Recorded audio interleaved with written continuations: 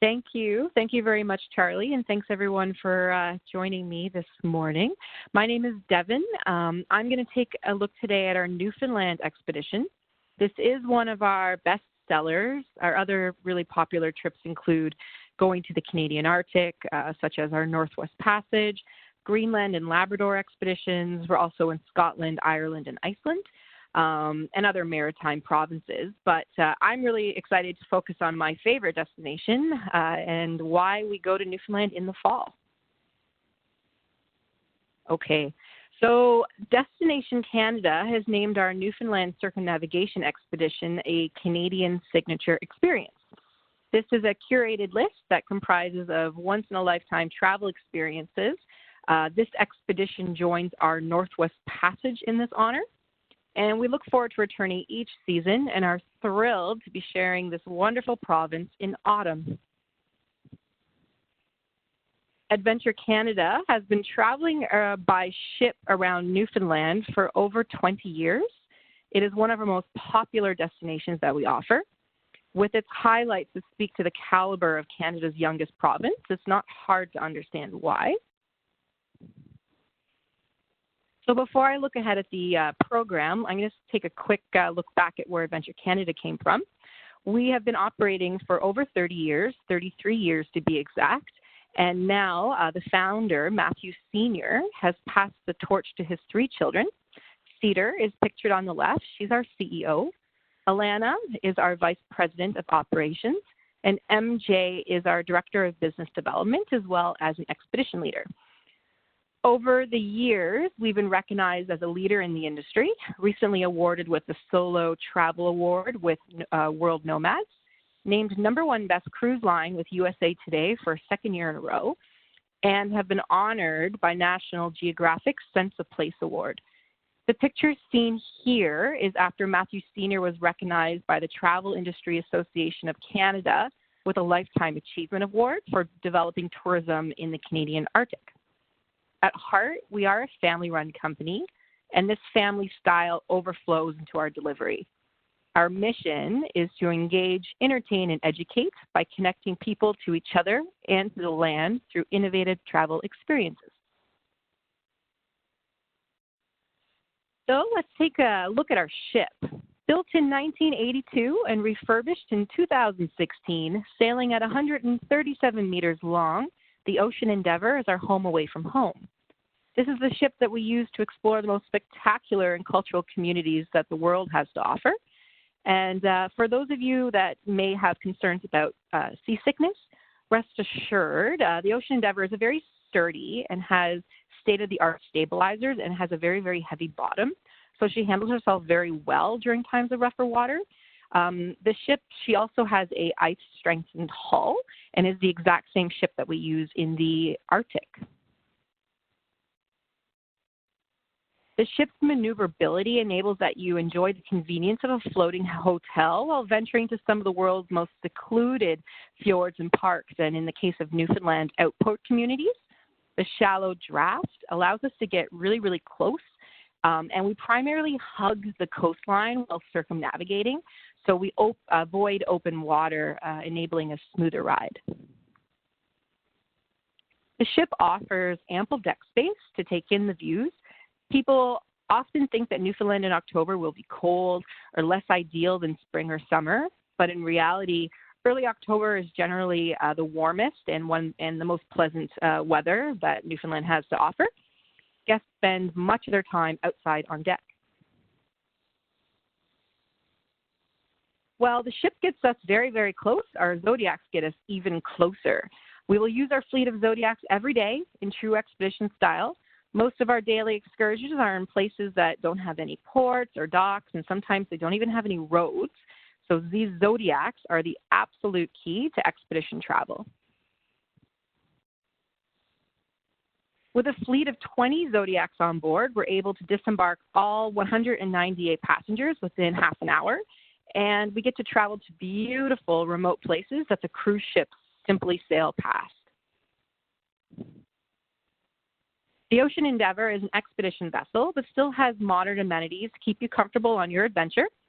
The ship features a gym, library, heated saltwater pool, hot tub, 2 saunas, as well as a full spa that offers nail treatments, massages, and more. The ship has 3 lounges as well as 3 bars. Our dining room accommodates all of us at once. There's no dress code. It's very, very casual. The dining room is open seating. We tend to organically grow into a little community on board. Lifetime friends and even some marriages have been kindled while on the ship. All of our meals are included. We have 10 different cabin categories ranging from shared, interior, porthole, picture window, solo cabins, and suites. All cabins have ensuite washrooms, so everyone has a private washroom. And each year, we travel with an average of 30 to 50 solo guests on each expedition. This because they take advantage of our no single supplement, meaning that solos can book a cabin to themselves at no additional cost. This has been a hugely popular promotion. All of our expeditions come fully staffed with 25 to 35 resource staff, each individually handpicked by us. Our staff are not generalists, but experts in their field and regions that we go. So you always know that when you choose us, your clients are traveling with the cream of the crop, the absolute most fascinating intellectuals ranging from botanists, geologists, marine biologists, and more. Our high ratio of staffed passengers allows for an intimate one-on-one small group opportunities based on interest and mobility. While much of our learning does take place on land during excursions, our onboard programming is also extremely educational. We offer a wide variety of lectures, workshops, and events. The hard sciences are very well represented, but at Adventure Canada, we equally emphasize culture, community, music, and art. Your resource staff on this expedition are primarily from Newfoundland and look forward to welcoming guests to their beloved home. Newfoundlanders are celebrated storytellers and are inherently musical, and our musicians will get us dancing, whether it's on the ship, on the shore, or at an infamous community kitchen party. On this expedition, passengers will be traveling with a spectacular group of resource staff, including Paul Dean, pictured here. He's a naturalist and a geologist born and raised in Newfoundland. We asked Paul about visiting Newfoundland in the autumn, and this is what he told us. Early fall in Newfoundland brings very clear and amazingly clean air together with spectacular fall colors. The most crowded months have passed, giving easy and focused access to key sites. The people in our host communities are less busy and have more time to engage and entertain. Passengers will also be joined by Dr. Latonia Hardery, who holds a PhD in Newfoundland, Labrador, and Arctic archaeology. For over 20 years, she's conducted excavations in Newfoundland's northern peninsula, where she has reconstructed 5,000 years of Indigenous and European history. She's also the president of AARA Inc. It's a non-for-profit organization dedicated to Arctic and subarctic studies, and she's also an award-winning filmmaker. Here's some other staff members who will join us. On the left, we have Kevin Major. He's a celebrated author in Canada. He has won numerous awards, including a Governor General's Award for his first book, Hold Fast, which has also been turned into a movie. And the best-selling As Near to Heaven by Sea. And if you're going to read one book on the history of Newfoundland and Labrador, pick that one. That is it. Kevin joins us as a historian and culturalist, and he will help us navigate the cultures of Newfoundland and Labrador. And he's been working with us for over a decade. On the right, we have musician Tony Oxford. He was born in Little Bay Islands, which is a very tiny rural fishing village. A longtime AC staff member, Tony lives and breathes Newfoundland. He's so enthusiastic, and his enthusiasm is infectious, especially when he shares the charm of outport living. He is a strong and outspoken advocate for rural Newfoundland. Both of our staff members here have been sailing with us since 2005. So learning through food, culture, music, art, and science have long been a core of Adventure Canada's expeditions. And we're proud to introduce our Taste of Place program and an opportunity to travel with Lori McCarthy. She's a Taste of Place ambassador who is leading the menu design and the imaginative and cutting-edge recipes that we'll be experiencing on board. Taste a Place is our culinary program working to heighten travelers' food experiences with onshore and onboard events, presentations, meals, and celebrations that showcase unique Newfoundland flavors and the people that supply and create them. This program will be debuted in Newfoundland, and we are very, very excited. Newfoundland in the fall is at full harvest. So together, through focusing on culture and local dishes, we will explore themes like field harvest and the forage of berries and other foods. So for example, you can think of partridge berry tarts or mustard pickle, cod tongues, Labrador Arctic char chowder, and flipper pie. Just some examples of these Newfoundland delicacies. Cod in the fall is the best because it's a higher fat content than the other months. And we're going to be tasting some really, really great food and traveling with fascinating people. Okay, so let's look at the itinerary. Our Newfoundland circumnavigation expedition is 11 days from October 2nd to the 12th. It circles the island counterclockwise, starting and ending in St. John's, Newfoundland. Passengers will make their own arrangements to and from St. John's. Pre- and post hotels are available through us.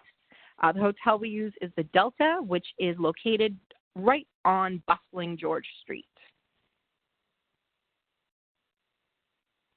First day of the trip, welcome to St. John's, Newfoundland's historic, vibrant capital.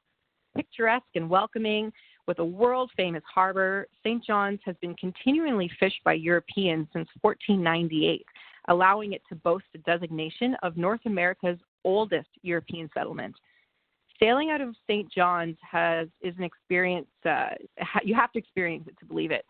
Signal Hill keeps a watch over the world-famous Narrows as we head for open water.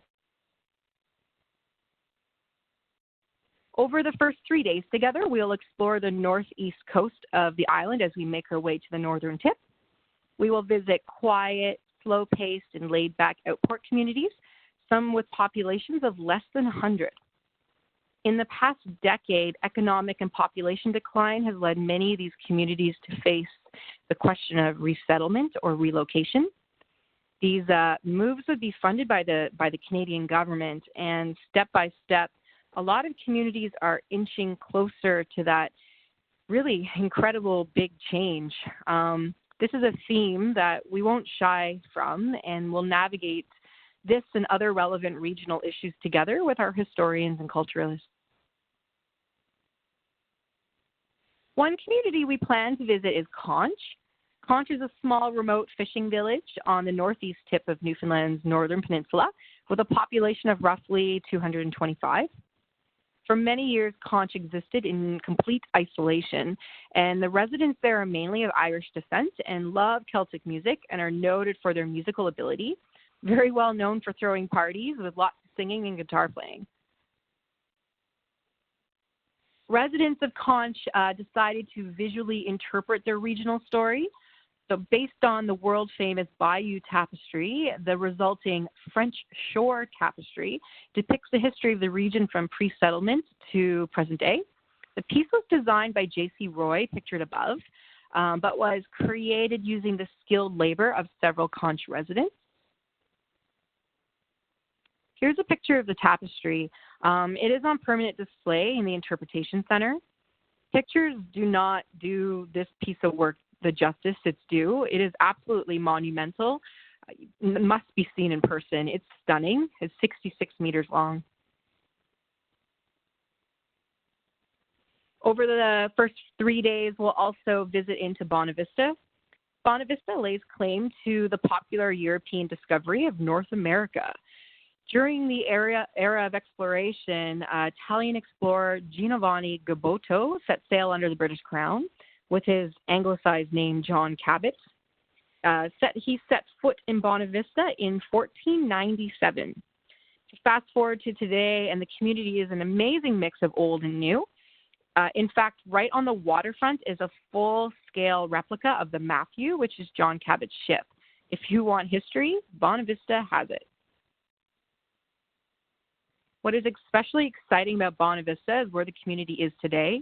When the fishery closed down in the early 90s, like so many other Newfoundland and Labrador communities, they struggled to really find their way. Now, this rural community is attracting entrepreneurs and families from across the province. In the past 5 years, more than 40 businesses have sprung, many centered around food and food culture.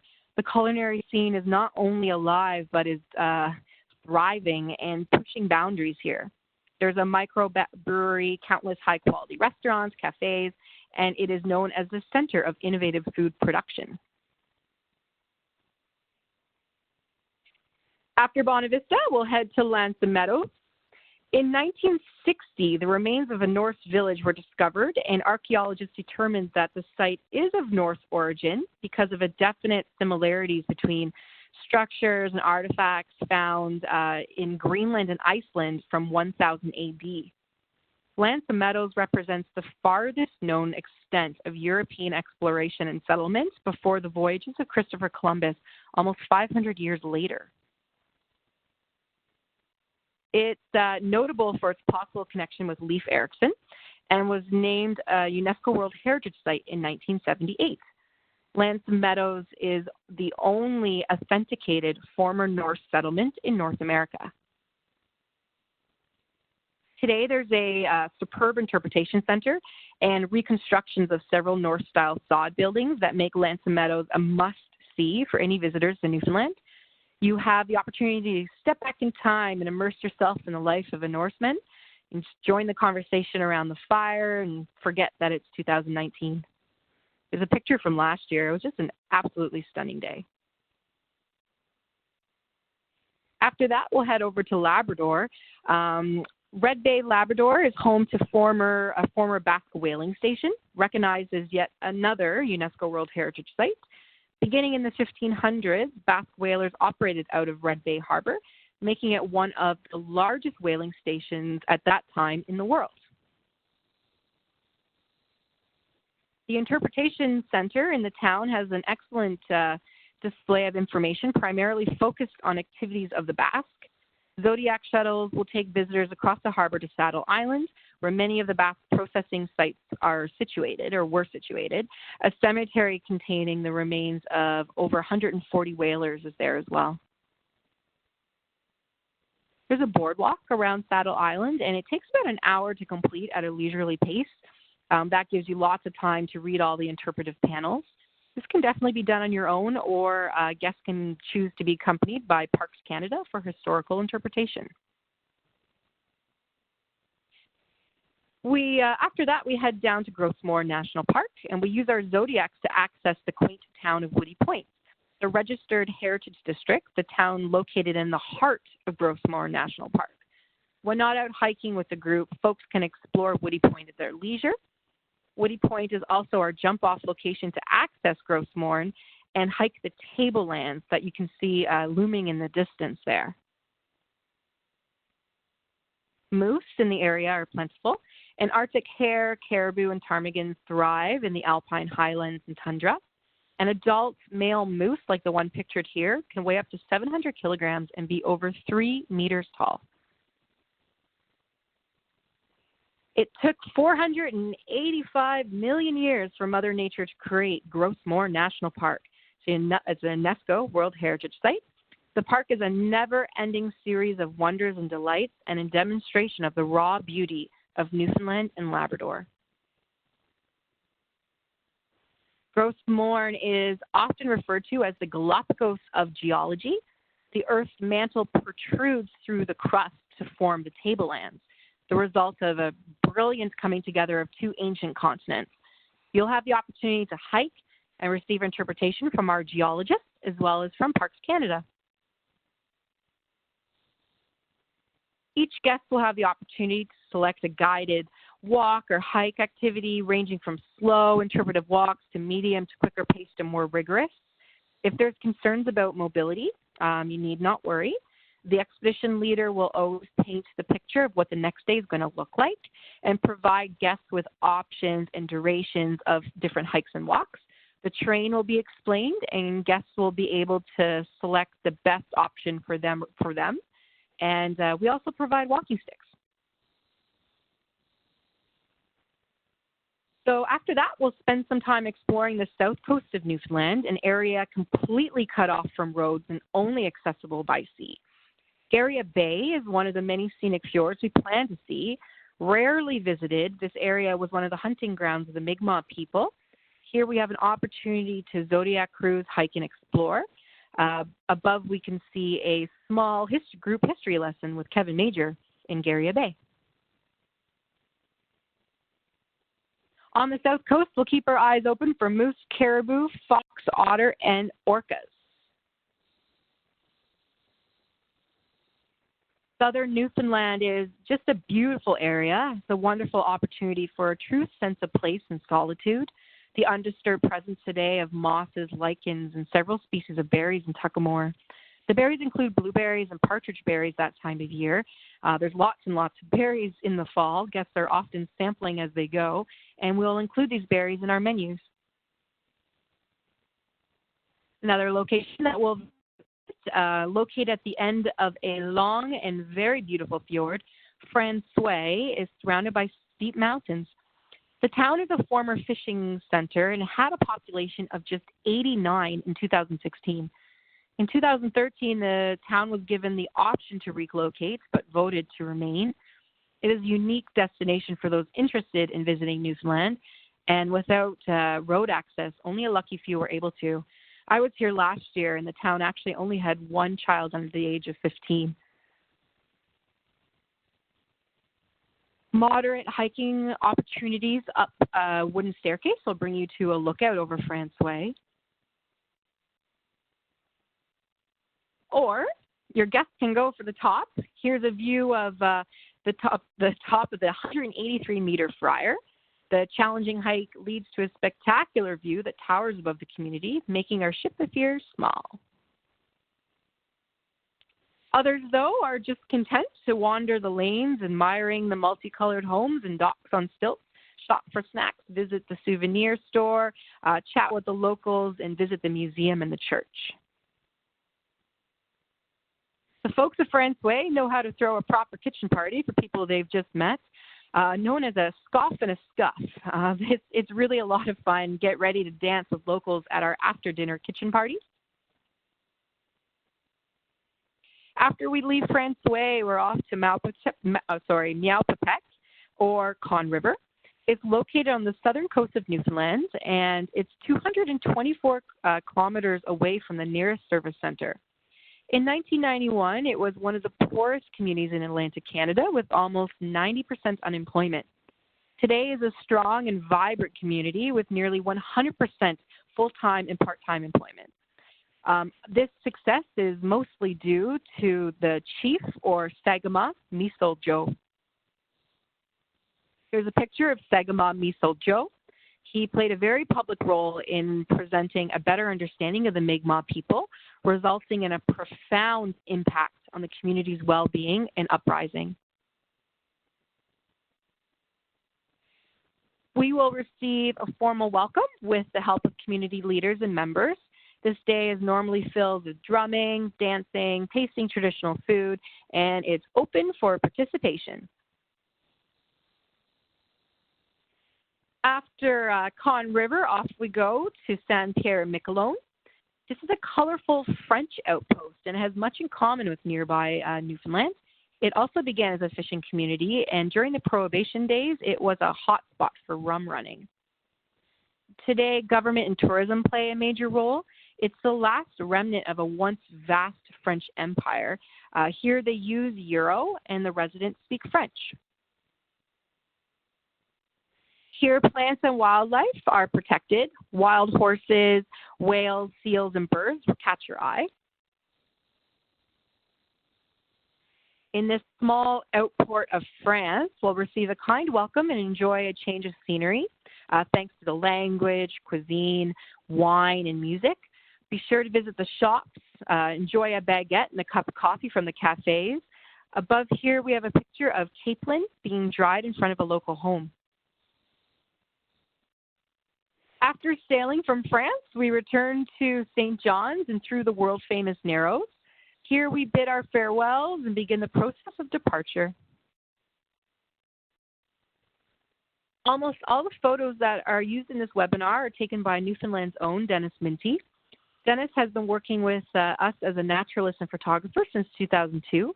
He loves his home province and just delights in sharing his knowledge and stories with fellow travelers.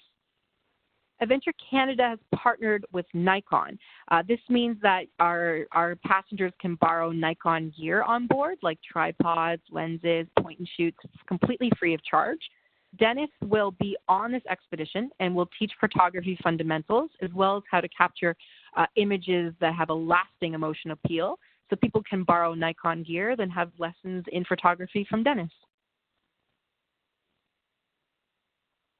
Kayaks are also available. This is something that people need to sign up for in advance. We guarantee at least 2 outings, but we try to get people out as much as we possibly can. Bikes are available for rent. They can be used in most communities and in landings where the terrain makes biking possible. As I previously mentioned, solo travelers can book a private cabin to themselves in categories 3 to 7 without having to pay a single supplement fee. We are family friendly and offer a discount for those under the age of 30. Under 30 we call it. You get 30% off if you're under 30 years old. We also offer a family discount, so children that are the age of 2 are completely free, and age 3 and 4 would just pay charter flights, but in this case in Newfoundland there are no charter flights, so they would also be free. We also offer multi-trip and back-to-back specials that start at 10%. And once you've traveled with us, your clients are members of our League of Adventures. This entitles them to an additional 5 up to 10% off of future expeditions. And it is indeed combinable for those who take advantage of our solo cabins. We offer group discounts. Incentives include if you have a group of 6, there's a pre-night hotel for each party. If there's a group of 10, they'll get the hotel plus a credit, a $250 credit they can use on board per person. And at 20, that's when we start to offer free berths. So thank you very much for joining me this morning. I will pass it back over to Charlie.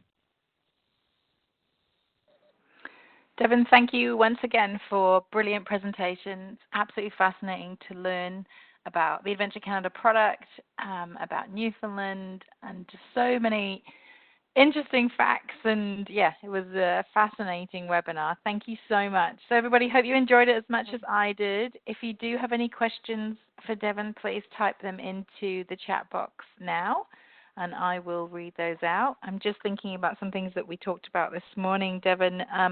Bookings and lead times. How is the departure filling up for this year?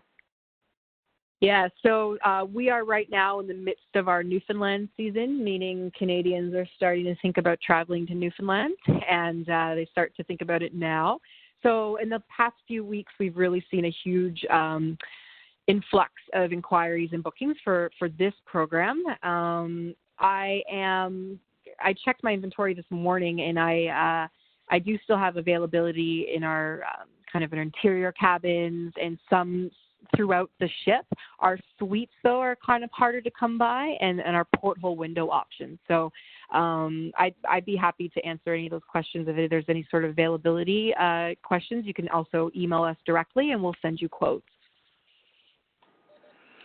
Thank you. And also, we talked about the 2020 departures. So you are taking bookings for next year as well. Is that correct? Absolutely, absolutely. So our Newfoundland circumnavigation departure in 2020 is a little different. It's in the spring, not in the fall. So the exact dates are the 26th of June to July the 6th. So instead of the fall colors, you get icebergs instead. Our 2020 Ocean Endeavor expeditions are presently on early bird promotion, and it's 15% off of the birth rate, so a 15% discount. Thank you. And can you just quickly run us over again? So Newfoundland this year is the end of the season, isn't it? So where does the ship start? Where does it go? And how does it get to Newfoundland?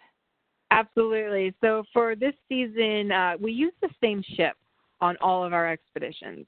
And in 2019 and this year, June 9th, we start in Ireland. So we're going to be in Ireland, then to Scotland and the Shetland Islands, passing through the Faroe Islands on way down to Iceland and then over to Greenland. After that, we're in the Canadian Arctic. We have 2 trips through the Northwest Passage, as well as a smaller, shorter trip, I should say, through the Canadian Arctic as well, including Greenland. And then we make our way down the Labrador coast, ending this year in Newfoundland.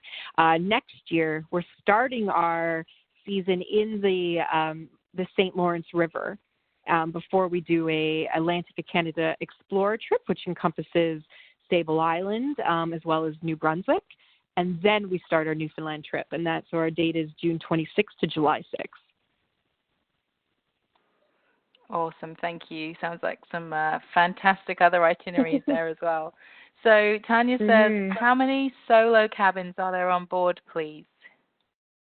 Great question. So it's not an exact finite number. It's more of a kind of an average. We tend to travel with around 25 to 30% solo travelers on board.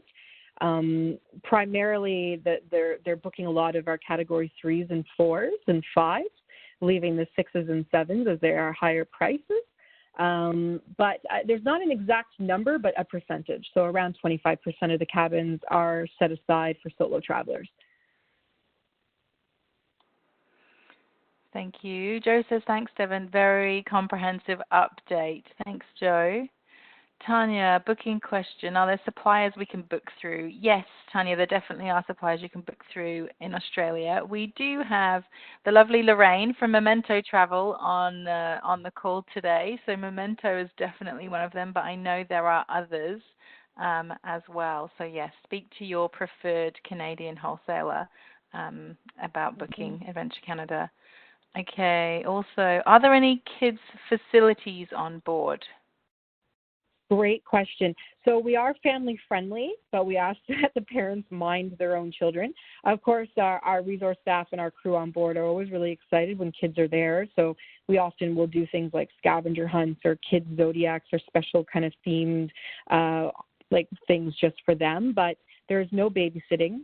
There's no, place like a babysitter on board. So parents would be responsible for their own children.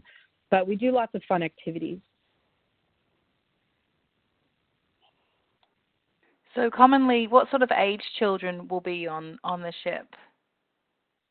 Well, we do get a lot of, considering a child for us is under the age of 30, we'll get a lot of university gifts or high school graduation presents, a lot of multi-generational travelers, so grandparents perhaps bringing their entire family or bringing the grandkids.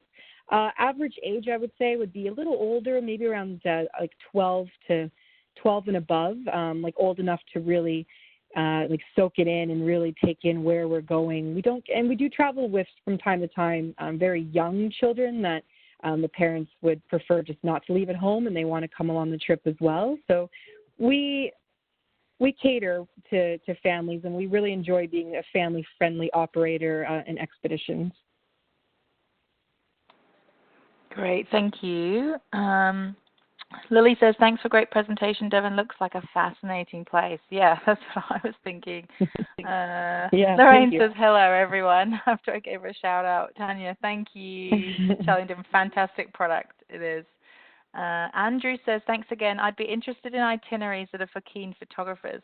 So maybe, Devon, when we do the follow-up, just include some of the other itineraries or just places to find more information in the follow-up, I think. So that would be pretty handy. Sounds good.